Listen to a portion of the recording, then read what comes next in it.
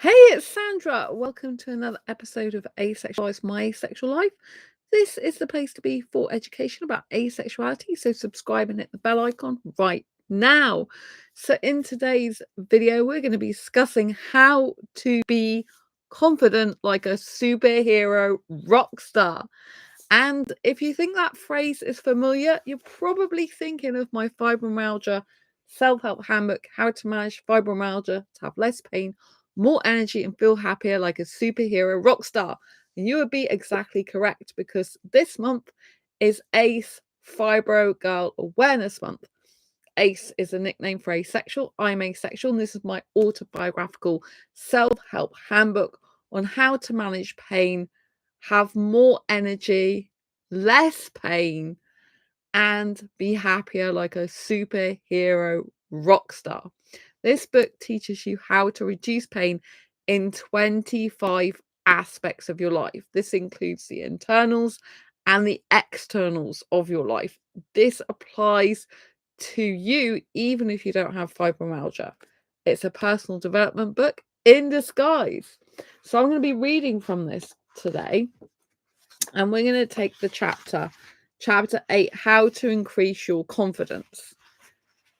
So confidence needs to come from within your own being, not from external factors and the validation of others. Oh, you can grab a copy of this book on Amazon, by the way, and order it from all good bookshops. If your confidence comes from those things, meaning the external factors and validation of others, then you will always be left in a vulnerable and fragile state, as those things can be changed without warning, and you have no control over them and will feel powerless as a result.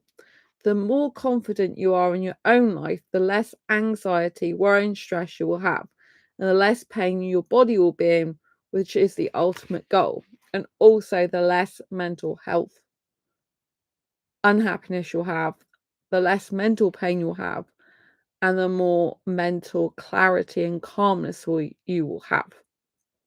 Because when we rely on other people for our own happiness, this is when we land ourselves into trouble, because if they are off with us, if they're moody with us, if they're not communicating as effectively as we'd like them to, if they're shut down or something's going on in their own life, this can really impact us. Now, if you have an anxious attachment style, you might find that other people's emotions that you're very close to do affect your own.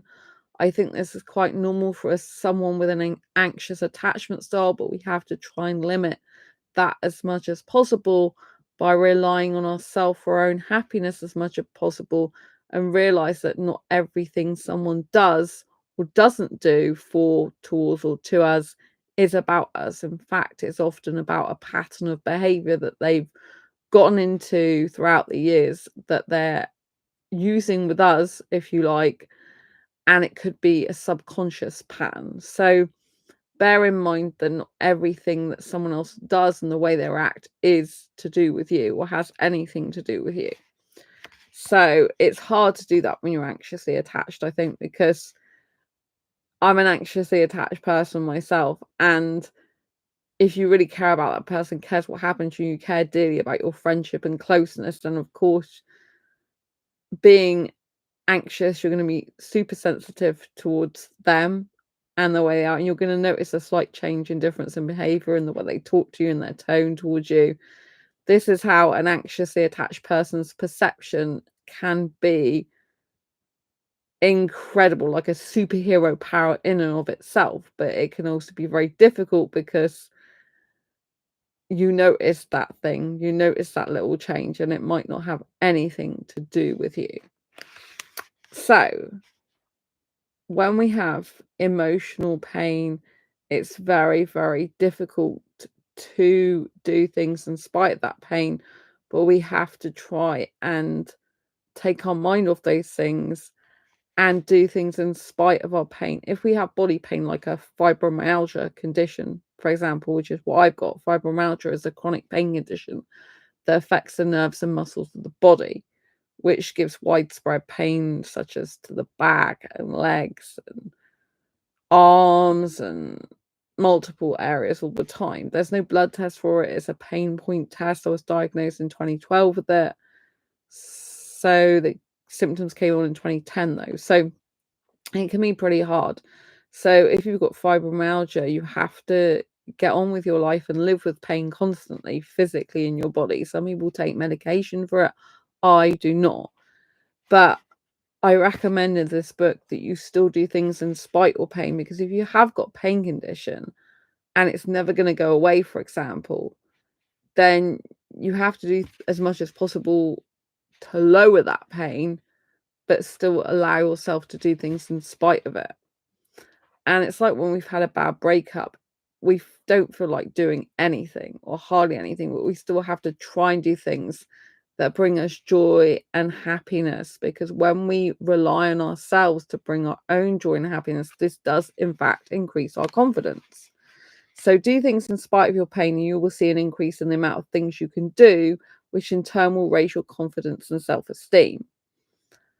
So if you've got fibromyalgia, you have to accept you're gonna get pain from it, but remove that pain from your conscious thought and focus on what you want, like, and love, and go for it. Otherwise, you'll miss out on life, and life is for living. So what we focus on expands. So if we do focus on our pain, we will get more of it. We will notice it more. Even I still have difficulties with this sometimes and struggle with it. So I had a blood test recently that came back negative in terms of blood cancer, thank God. And the urine test that was blood cancer came back negative as well. Although I got told the urine test was the one that was for blood cancer. They did actually do that as part of my blood test as well. And my bone density part of the blood test came back fine as well. But it showed that I have an underactive thyroid. And the problem is when you know something's wrong with you like this, you end up focusing on more and more and getting more and more worried about it and stressed about it. But stress is actually what can cause damage to the thyroid gland and cause it not to work and dysfunction properly. And this is a prime example of why we don't want to be focusing on our pain in our life. But we have to, if it's emotional pain, we need to work through that pain and release it. If it's physical pain, it's harder, because with fibromyalgia, it's a chronic pain condition. But by doing things we love and enjoy and feel good about, this counteracts the negative feelings in the body. So I think this is a highly underrated skill, the ability to be able to focus on positive things, good things, joyous things when you're having body pain and mental pain, because the antidote to pain is pleasure. I talk about this in the book as well as other antidotes. The antidote to pain is pleasure. So the more you can give yourself pleasure in multiple aspects of your life, the more you reduce your pain, whether that's mental pain or physical pain. Because it's hard to think about being in pain when you're experiencing so much pleasure. It takes your mind off it, it distracts you, and it also gives you feel-good chemicals, feel-good hormones in your body, if you like, natural chemicals and hormones. That releases things like oxytocin that enables you to feel good even in difficult circumstances. So how you get confidence like a superhero rock star is by building like a happy list, which I've talked about before on this channel, or a pleasure list. You can go one step further with a pleasure list. Like, what brings you the most pleasure in your life? What brings you the most joy, the most happiness? And do those things on your list over and over again. The more you can fulfill your own happiness and do things that you are in control of, the more you'll feel in control. So, for example, I go self-dating to the cinema. I'm in control of that. I don't need another person to go with me to do that. I self-date sometimes by going out for a meal to the local Chinese restaurant lately, or to a Nando's, or to Wetherspoons. Usually with Wetherspoons, I go with someone.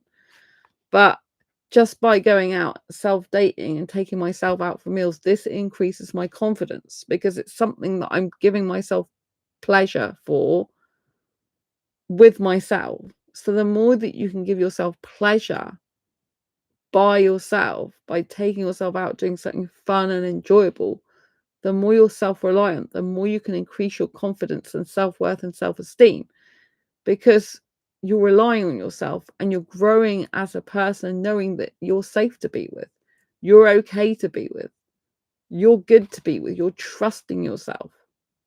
This is important. So realize you have the power of choice in every aspect of your life, and that you are in ultimate control of your life, no one else, and especially not your fibro. Fibro may be a part of you, but it does not own you. Always remember that. So if you have fibromyalgia or another disability, chronic pain or otherwise, you have to know that you are still in control of your body, because sometimes it can feel like you're out of control of your body. It can even feel like that when you have like major trauma in your life, for a relationship breakup or a dating breakup or friendship breakup. You can feel huge trauma in your body, right? But we have to take responsibility for our life and get the help and support we need. Doesn't mean to say we can't ask our friends or family who is supportive for our help, for their help, for the help that we need. But only do it with friends who are supportive, who acknowledge your worth and who value you. So I'm currently doing a 7-day book publishing challenge. And for this, I'm actually doing a new asexual book that I've literally just only thought about hours ago.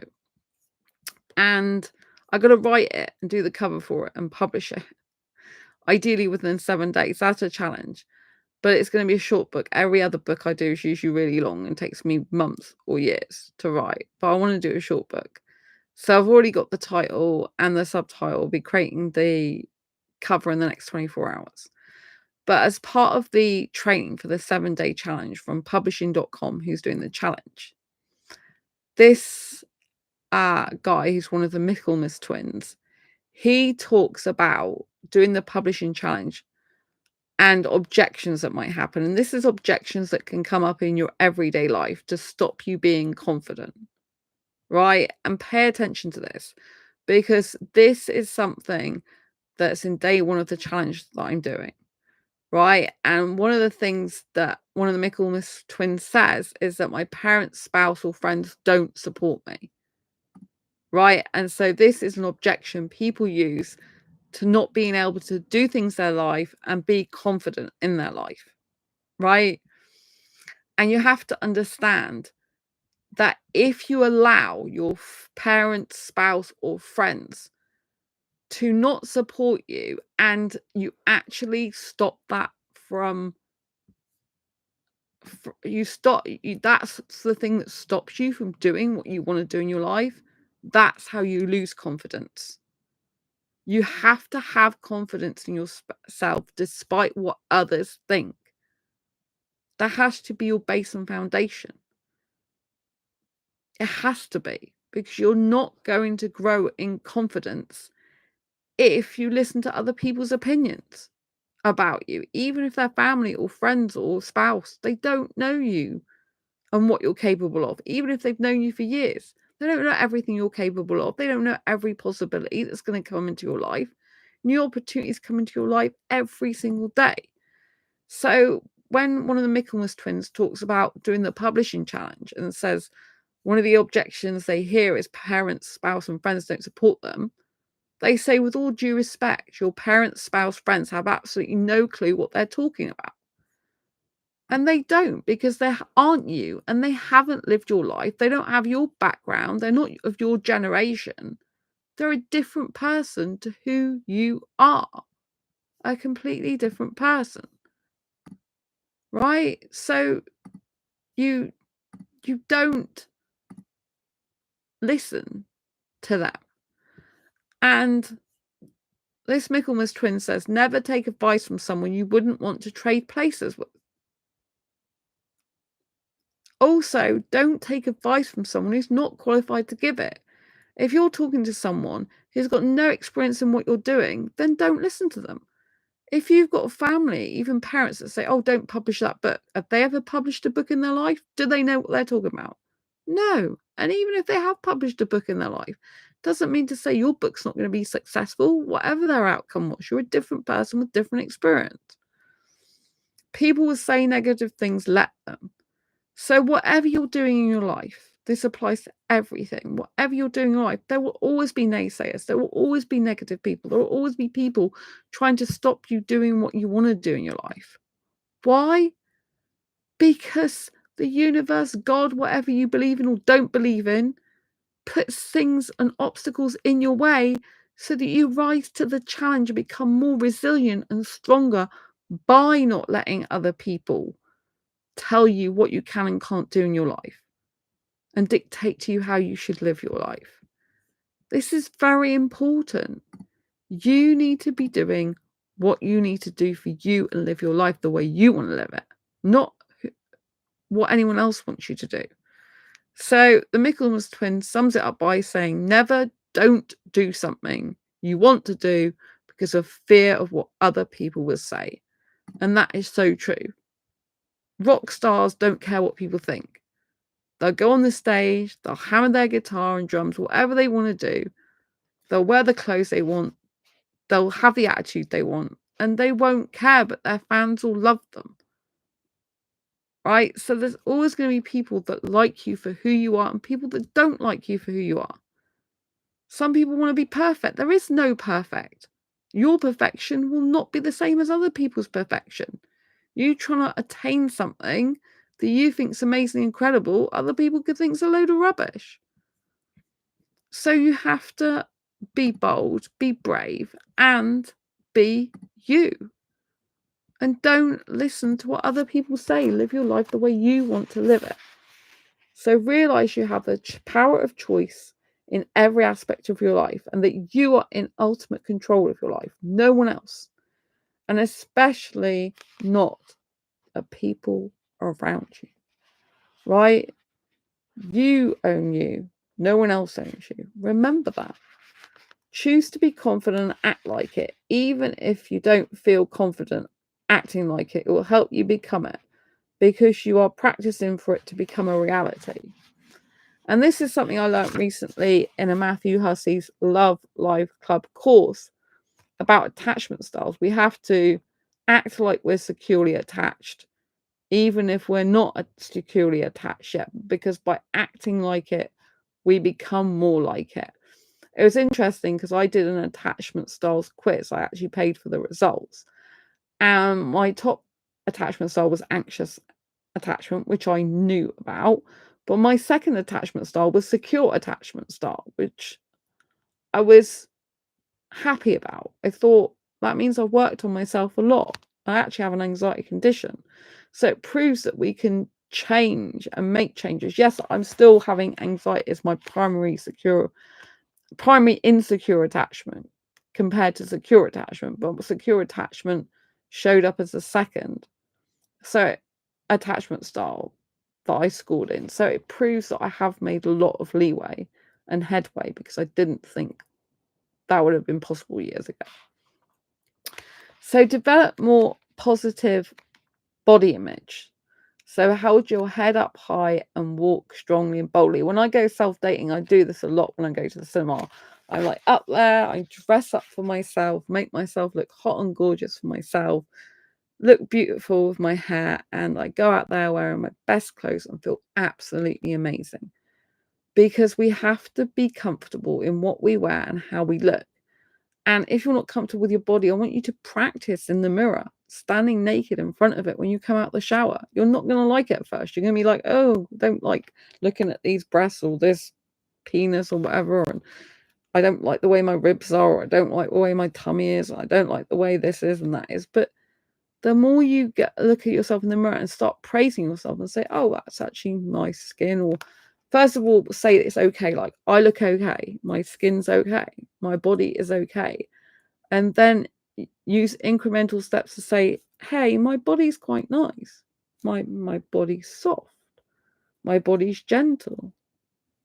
I like my skin, and go up like that in increments of how good you feel about your body. You have to practice these things. You don't get good at anything by not practicing something. You have to practice the thing to become good at it. Just like learning any skill, like looking after a cat, you have to practice looking after a cat to be good at looking after a cat. You have to practice a video game to become good at a video game. So if someone says, I can't change, well, that's up to you. If you don't want to change, then you don't have to change. But if you want to make a difference in your life and grow in confidence, then you have to practice things that's not in your comfort zone to be more comfortable with it. And some people say, oh, I can't change, but then I see them changing with other things. They might become like I said, a better cat owner. They might change and improve becoming a better gamer. They might be better at picking clothes for themselves. They might be better at a job, one job than another. So when someone says, oh, I can't make any improvements or I can't change at all, I think it's just a load of rubbish, and it is. You're in control. You can change. Anyone can change. It's whether you want to change. Right, so speak with certainty and clarity. Don't mumble or hesitate in your speech. But if you do mumble or hesitate in your speech, be confident that you've done that, and that's okay. Like, confidence a lot of the time is about accepting who you are and being good with who you are, regardless of what actually happens. So if you, for example, are a speaker and you stumble on your words, yes, it isn't great. You shouldn't really be doing that. But if you stumble on your words, yet carry on with what you're talking about, that shows professionalism and confidence. If you stumble on your words and then like stop mid-sentence and can't say anymore and freeze on stage and don't know what to say and waste the next 5 minutes and everyone's twiddling their thumbs, that's really bad.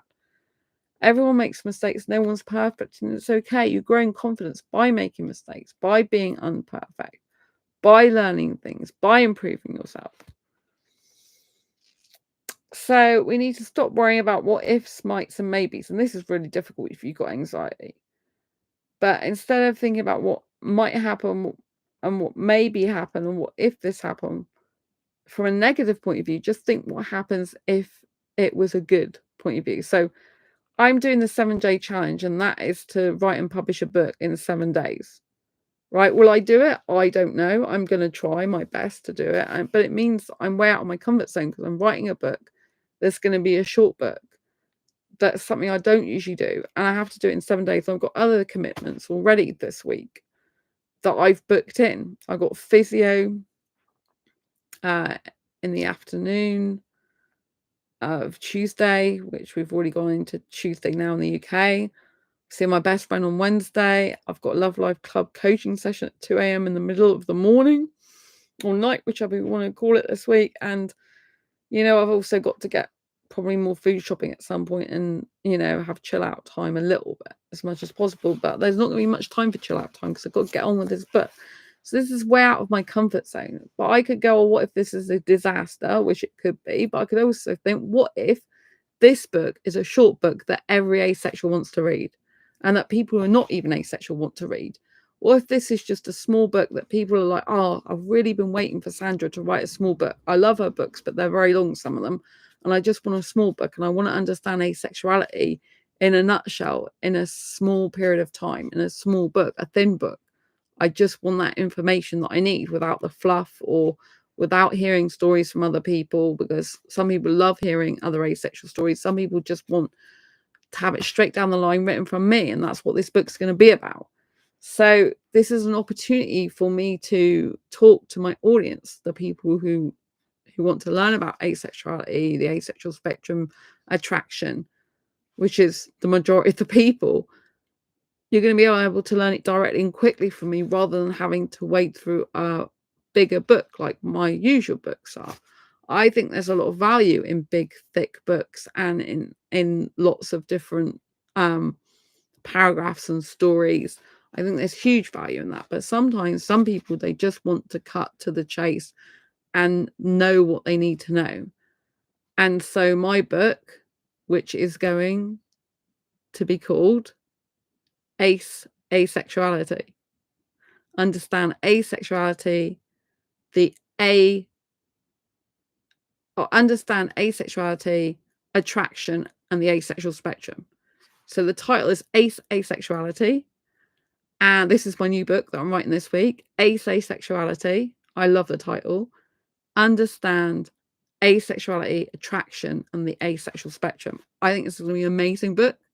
It's going to be a short book, sweet book, to the point, and it's really going to help you in your asexual journey. That's a book I'm writing this week. I haven't even started writing it yet. But you are going to see some of the stuff I talk about on this channel and in comments in that book. Because I've got so many people that keep asking me about asexuality and attractions and different types of attractions. That's a book I'm going to be writing in the 7-day challenge. And one day's already gone, right? So I've got 6 days to do it. Can I do it? I can definitely write this book. And it was a book that intuitively came to me, right? And it doesn't matter what people say, because I'm confident about this book. I'm confident it will be a best-selling book. I'm confident that people will love the book. I'm confident that it will provide massive value, even though it's a small book. I'm confident that it's just going to be an amazing book. And it's a book that I need to write that I never knew I needed to write it. It all came to me intuitively. I started the challenge. I posted in the Facebook group a comment like, oh, should I use a book I've currently got, because I need to finish my workbook off, my Diary Confessions workbook. You know, there's 78 life lessons to Asexual Life Diary Confessions workbook. I need to get that finished. It's like I was going to say it's almost finished. I've got a couple more chapters to write. But then I thought, for this 7-day challenge, do I need to start a new book? Do I need to start from scratch? Because that's what most people are doing in the challenge. And I asked that of one of the moderators in the Facebook group that goes with the challenge. And she's like, oh, it's up to you. You could polish and finish off your current book, or you could start a brand new book. And even before I read her comment, within 44 minutes of writing my comment and asking that question, I just knew that this is a book I had to write. I just knew the title of the book. I knew the subtitle and roughly, obviously, what the book's going to be about. And I'm like, I know I've got to do this book now. This is a book I never even thought about writing at all. It wasn't on my to-do list. It wasn't even in my to-do list of all the books that I was going to potentially write. It was just like not on there. And I've come up with this great, amazing title. Haven't done the cover yet. I've got to work on the cover in the next 24 hours. And I just know that this book's going to be a hit. I just have such a good feeling about it.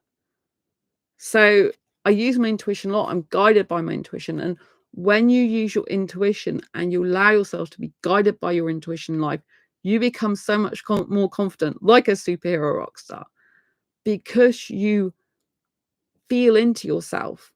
You feel like a rock star is into their music. You feel into yourself, into the essence of your own being. And you trust yourself. The more you lean into your intuition, your inner voice, your inner knowing, you allow it to flow, the more you trust yourself. The more you trust yourself, the more confident you are in your life, the more confident you are with other people, and the more you feel amazing and feel so freaking good. And so we need to focus on these things to be confident, not the fact that we've got an illness, injury, sickness. But we have to acknowledge if we've got illness, injury, or sickness and deal with that appropriately and take care of ourselves. Like, have the confidence to trust in ourselves that we will be okay. Whatever happens will be okay. Because of the blood test showed that I had a low thyroid, I've been highly focused on the thyroid issue, right? But what I said earlier is what we focus on expands. The more we focus on our pain or things that are wrong with us, the more we will feel that something's wrong with us and the more we'll experience pain. So it's imperative that we focus on the good stuff. So by doing this 7-day challenge, this is going to take my mind off the fact I got a thyroid issue. I've also got digestive problems, which I think are linked together. I think the digestive problems are causing the thyroid issues and vice versa to a certain extent. Well, I think that it's stress, a lot of stress. So, but I love writing. To be able to focus on writing for a whole week for me is like therapy for my soul. So I would encourage you, if you've got a passion, a love of your life, something you're really into, to just focus on that for like a whole week. Just don't care what people think. Just zone out to it. Bum out to it. Do the thing you need to do to get better. Right? But the fact I'm focused on a writing challenge, I'm already feeling better. Actually, my stomach's calmer tonight, even though I'm a bit stressed in terms of like, I've got to get stuff done. It's a nice stress. It's like, I'm excited, you know? So I'm excited for a new book that I never thought I'd be writing, even though I still need to finish my workbook off, which I will finish. And I've got to finish the Asexual Guide to Sex book off this year as well. I've got so much to do. writing's my hugest passion. Then the more I do writing, the more I talk about writing, the more I think about writing, the more I feel so good. And when you do things that make you feel so good, the more confident you become. This is how you become confident, like a superhero rock star, because you're sure in your convictions of yourself. You're sure about what you want, what you like, what you love. So the more you get to know yourself, the more you get to know your passions, the more you live into those passions and ignore people who don't have the same passion as you, who don't believe in you, who basically might tell you not to do the thing. The less you listen to those people, the more you listen to yourself, the more confidence you'll gain. Do you think I have the support of everyone doing my books? No, I don't. Right? My biggest cheerleader is myself and then my best friend of my books. Right? That's the biggest cheerleaders of my books. Myself. If someone says to me, what's your favorite book? Usually I always, first of all, think about one of my own books because I love my books, right? I think when you're a writer that you should write for yourself, not just for other people. If you don't like your own books, you can't promote your books, you can't talk about your books, you can't sell your books. So do something you love. And the 7-day challenge, actually, they just say pick a topic you really love, can't stop talking about, and write the book about that. And I'm like, well, that pretty much sums up the fact I need to do about asexuality. And, you know, of course, because it's the love of my life, talking about asexuality as well as writing. So when I say stop worrying about ifs, what's, mights, and maybes, we can start putting a positive spin on that. Like, what if this book becomes the #1 bestseller? What if this book becomes a bestseller? What if this book sells more copies than any of my other books put together? What if this book gets in the hands of so many people that more and more people know asexuality and they understand it on a global scale? What if this book just changes lives? What if this book changes the perception of what attraction means? What if this book counteracts what some other people might say about asexuality and attraction and actually gets to the truth? The truth that no one's talking about. What happens if more and more people read this book and come out as asexual? More people know that they're asexual. You know, what if this book that I'm going to write quickly, there's going to be a short book, what if this is my bestseller? What if people love a short book from me? Like, I don't usually write short books because I usually have a lot to say. But this is going to be a shorter book than I've ever written about asexuality, as far as I know, right? So, to date. And so it's going to be incredible. So we have to look at the what ifs in a positive, and the more we go for things in spite of not knowing exactly what the outcome is going to be, the more confidence will grow, because we'll be learning skills, having experience, or grow our competency. When we grow our competency, we grow our confidence. There's something called the competency loop, and that means the more you practice something, the more competent you get in it. The more competent you get in it, the more competent you get in it, the more confident you become. So it goes in a loop.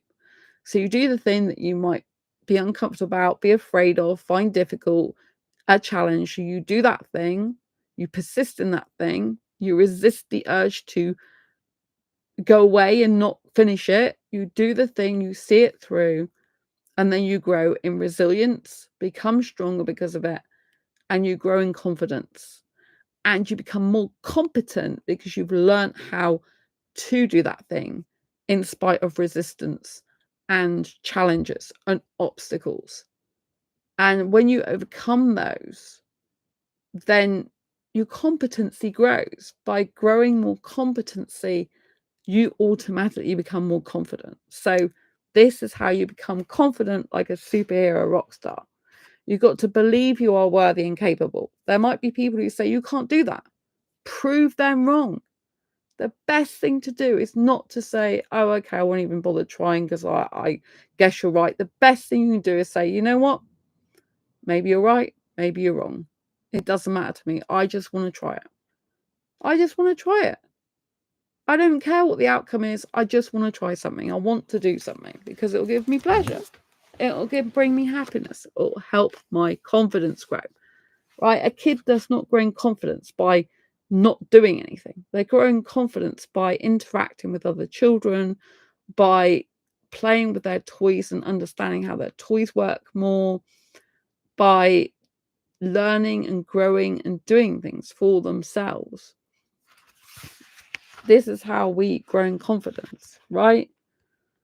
So believe in yourself and your ability to work things out, even if you don't know how at the time.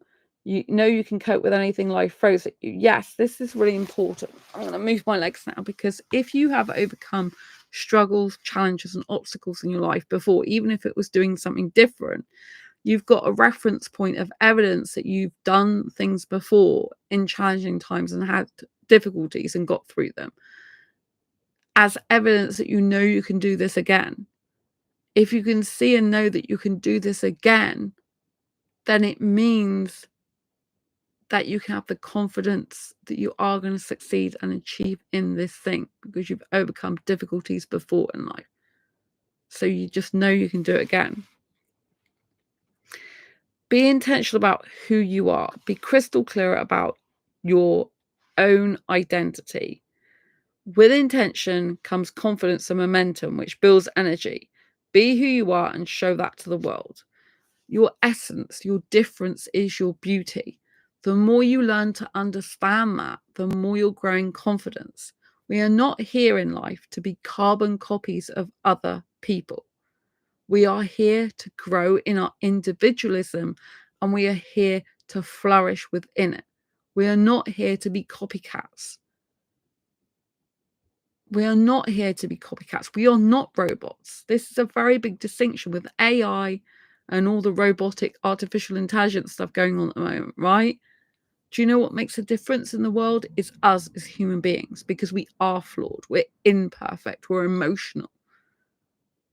We don't always get things right. AI doesn't always get things right. Believe me. I've asked it before things, and it's like, sent me to Debenhams in Exeter, which doesn't even exist anymore. For example, in my own city. Good job I live in my city to know this, right? Oh, you can get this item of clothing from Debenhams Exeter. I'm like, really? Because that shut down years ago.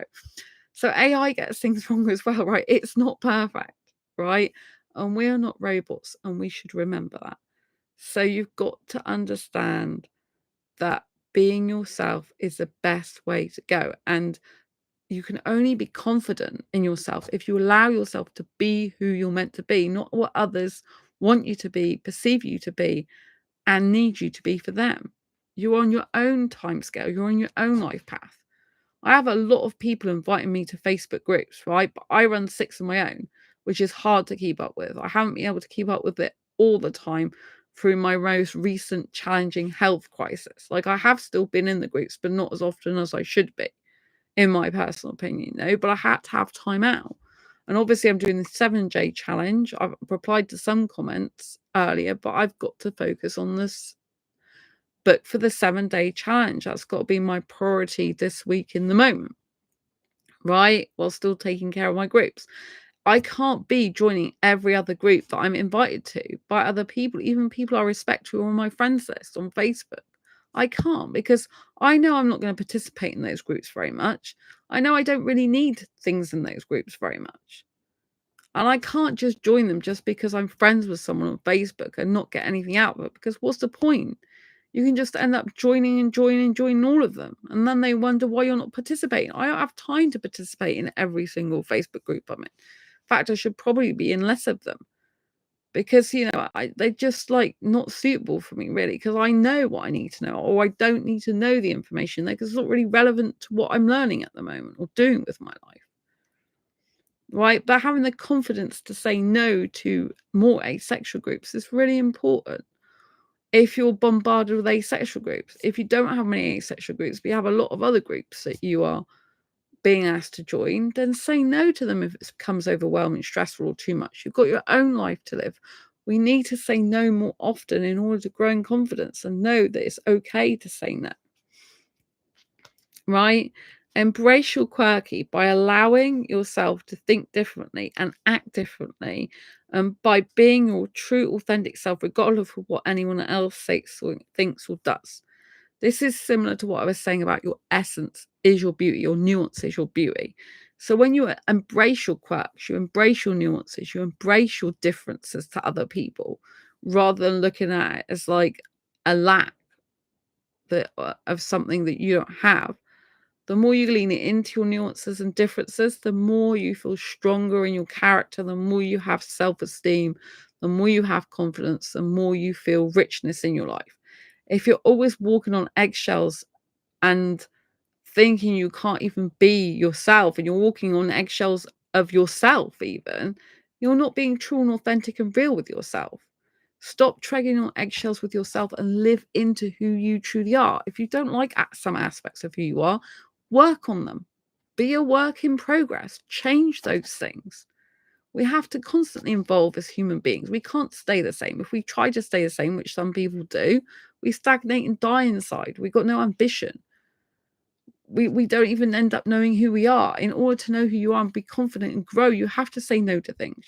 You have to know what you like, know what you dislike. And if you don't know that, you have to make it your mission to know that. That is your life purpose. If you don't know your life purpose, is to try and find your life purpose by trying different things, testing things out, doing things that you enjoy, doing things that feel interesting to you, right?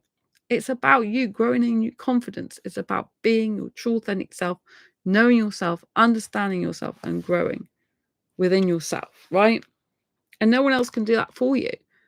And the more you say yes to other people's agendas without any concern over what you really want, and people please other people, the more you're lacking confidence.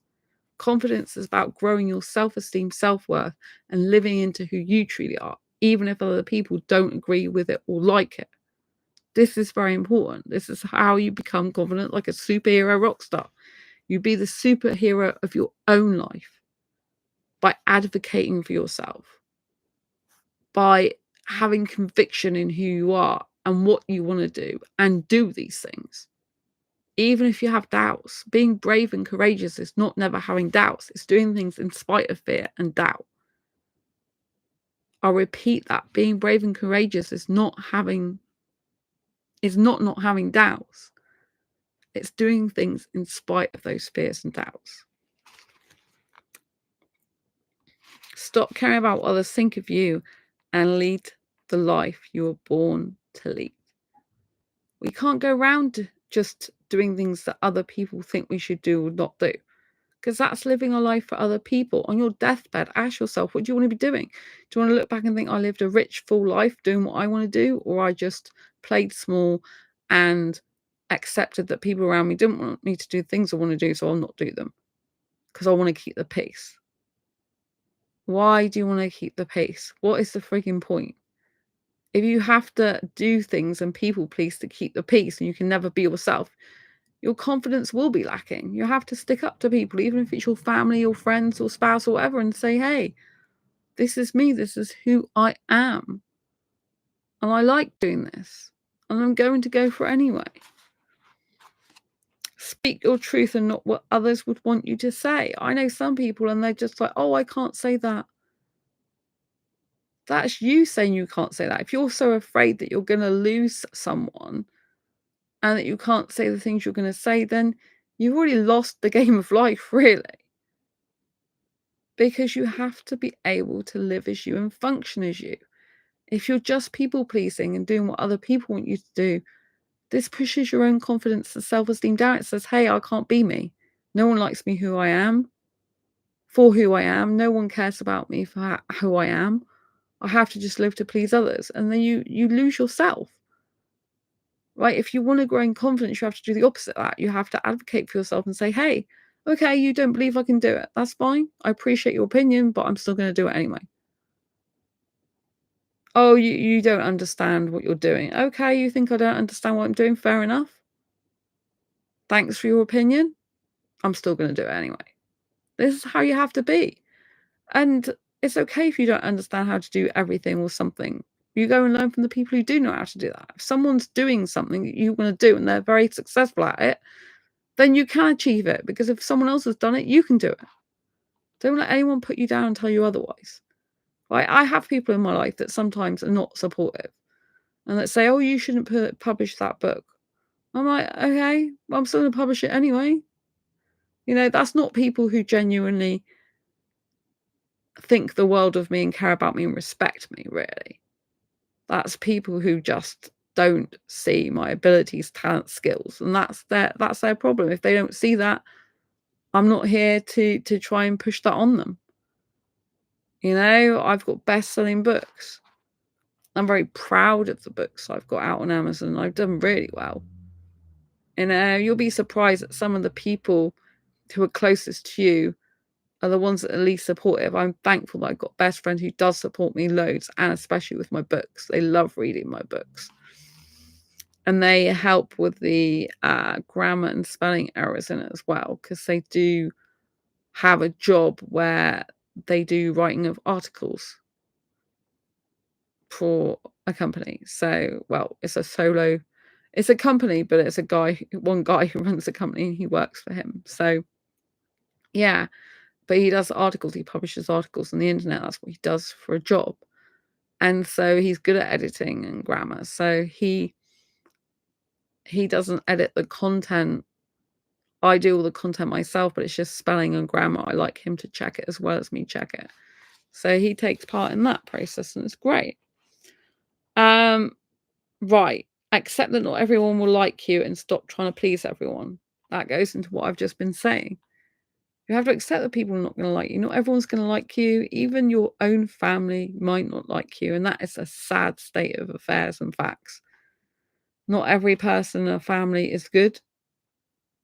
Not every person in a family is caring like they should be. And you have to accept that. And that is one of the hardest truths.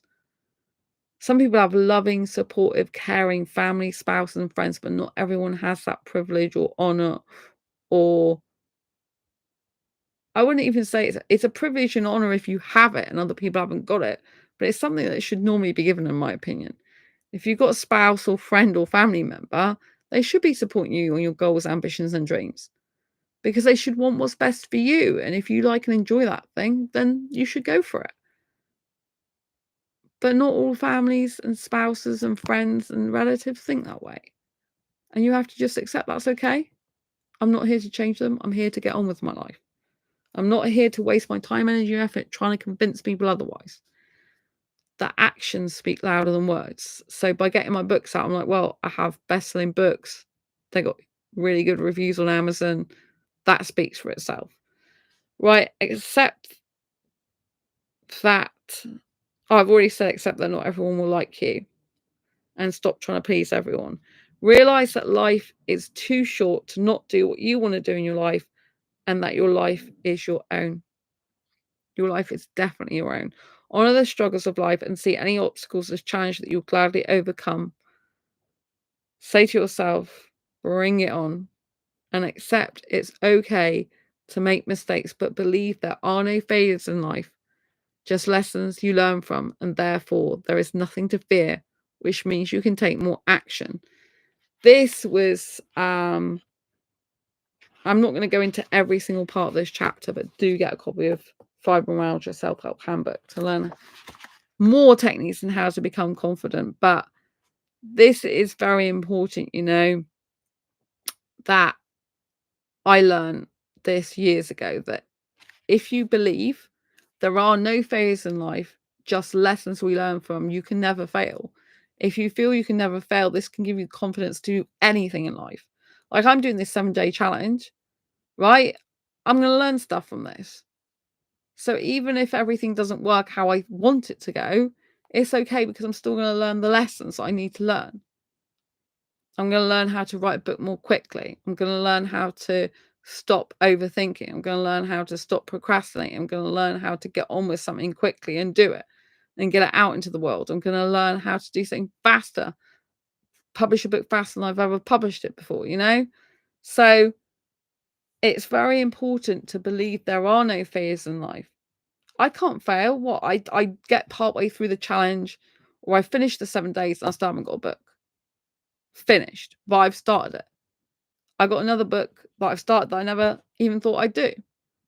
Right? I get the cover done. The cover's amazing. People love the cover, but I still haven't finished the book. Or I get partway through the process and realize, oh, I really need to finish my workbook now and get on with my diary, my diary confessions workbook, and I need to get on with the asexual guide to sex. Like, I've done a detour. What am I doing? Right? Or I publish it and it's like my bestest selling book ever, and it's just like crazy sales.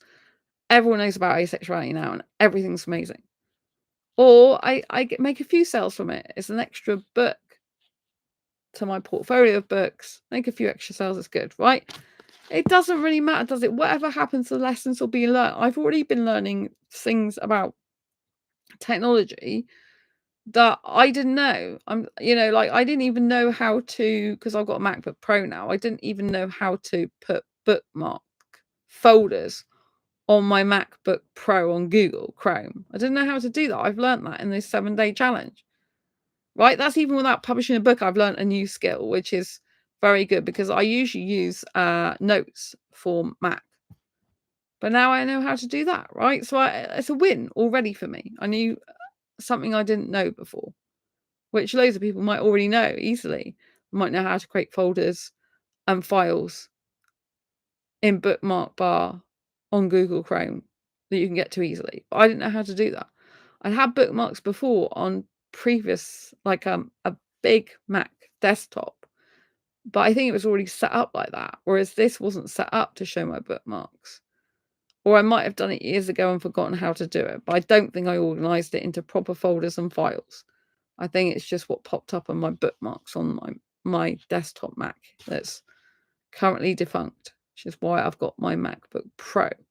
So you can always learn something and grow. And I think this is really funny.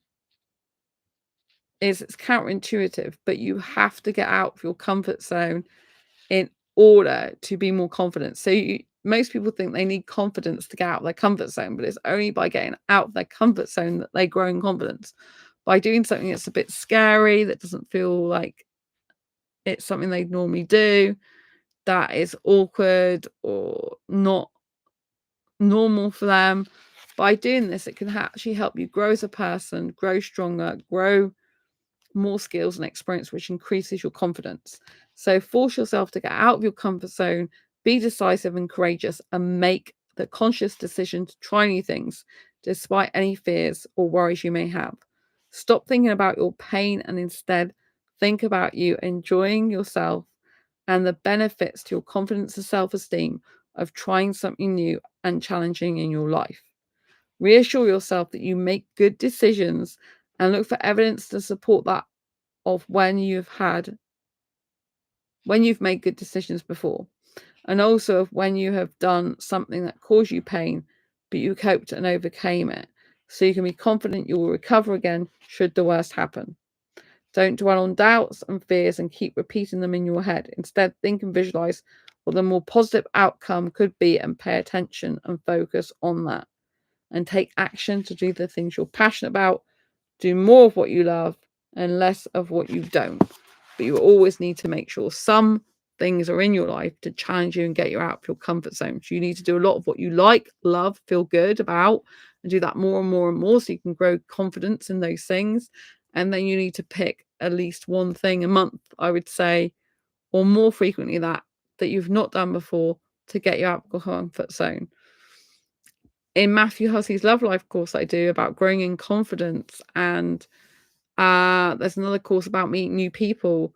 We have this challenge where we have to go and do 3 different things in that month within 30 days actually, and one of them we got to do twice, so we've basically got to do 3 new things and one of them we got to repeat again.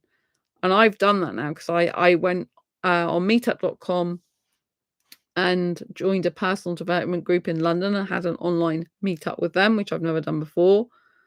I've been to Bristol, which I haven't been to for years, and I haven't stayed in a hotel in Bristol since I've been single for years, and only with my last long-term ex. So I've done that, which was incredible. I haven't been to Bristol Hippodrome for a long, long time, and definitely not as a single person. So again, that was a new experience for me. Going to do the things I did in Bristol. I've only ever been to Bristol Aquarium once before, so that was like a newer thing for me. It's new in the sense that I actually stayed up there. I stayed in an Ibis hotel, Don't think I've ever stayed in an Ibis hotel before, so that was a new thing for me. So all these are like new and different things. When I went to the South Bank and I saw the Bollywood event. That was new for me. I'd never been to the theatre at the South Bank before, never seen a live Bollywood theatre performance before, never ate and drink in the South Bank before. So all those things were new and different for me. So all this gives you more confidence. The more you do different things, get out of your comfort zone, meet different people, the more you grow in confidence. So you have to do things that you would do regularly and grow in more confidence in those by doing them more often, increasing your confidence by doing it more and more and stuff you enjoy. But you also have to get out of your comfort zone and do something. I would say at least one thing different every single month. And Matthew's Love Life, of course, he recommends more than that. More like once a week you do something different. You find something to do different once a week, or even more than that. You have to get out of your comfort zone every month. And this is important because it does grow you as a person. It grows your confidence, self-esteem, and it gives you other skills and life experience you didn't have before. The more life experience you have, the more options you get in life, the more confident you become in multiple aspects of your life. And this is why it's good. You increase your social skills, you increase your communication skills, and you increase your own self-awareness. And all this will help you to grow in confidence. Don't forget, if you want to know more tips for how to be more confident like a superhero rock star, get Fibromyalgia Self-Help Handbook, How to Manage Fibromyalgia, Have Less Pain, More Energy Like a Superhero Rock Star. It is an autobiographical book told in a very entertaining superhero style way. And yes, it does have a chapter in it in which I talk and mention about asexuality. So I hope you go and grab your copy of this book. It's a delightful read. And it does help you to improve your confidence and self-esteem. Go and grab a copy of this on Amazon. Get it from all good bookshops now. And I hope you've enjoyed this live stream, got something out of it. If you have got anything out of it, any value at all, please give this video a thumbs up. Don't forget to share this video with someone who may benefit from it. Subscribe to this channel if you haven't already for asexual education, entertainment, lifestyle, and general information vlogs and videos like this one. So I'll see you soon in the next video or live stream. Subscribe, hit the bell icon so you never miss an episode. Lots of love. Take care. Thank you for being here. Bye.